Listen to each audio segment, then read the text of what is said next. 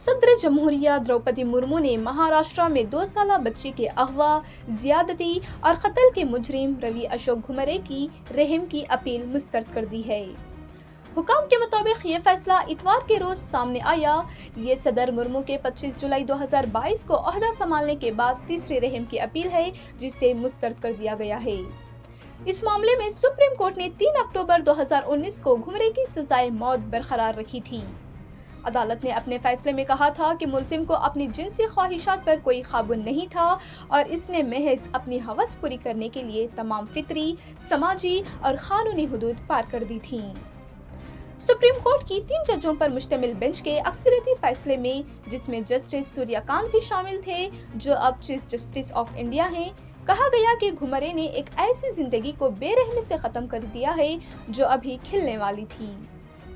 Justice Suryakant ने अपने फैसले में लिखा कि मुलजिम ने बाप जैसा प्यार, मोहब्बत और तहफ़्फ़ुज़ देने के बजाय बच्ची को अपनी हवस का निशाना बनाया।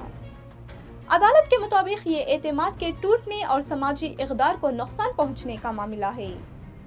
नाज़रीन, ये दिल दहला देने वाला वाक़या 6 मार्च 2012 को महाराष्ट्र के जालना ज़िला के इंदिरा नगर इलाके में हुआ था, जहां मुलजिम ने बच्चे को चॉकलेट का लालच देकर जुर्म का इर्तिकाब किया। इस केस में ट्रायल कोर्ट ने 16 सितंबर 2015 को रवि अशोक घुमरे को सजाए मौत सुनाई थी, जिसे मुंबई हाई कोर्ट ने जनवरी 2016 में बरकरार रखा और बाद में सुप्रीम कोर्ट ने भी 3 अक्टूबर 2019 को इस फैसले की तौसीक़ कर दी थी।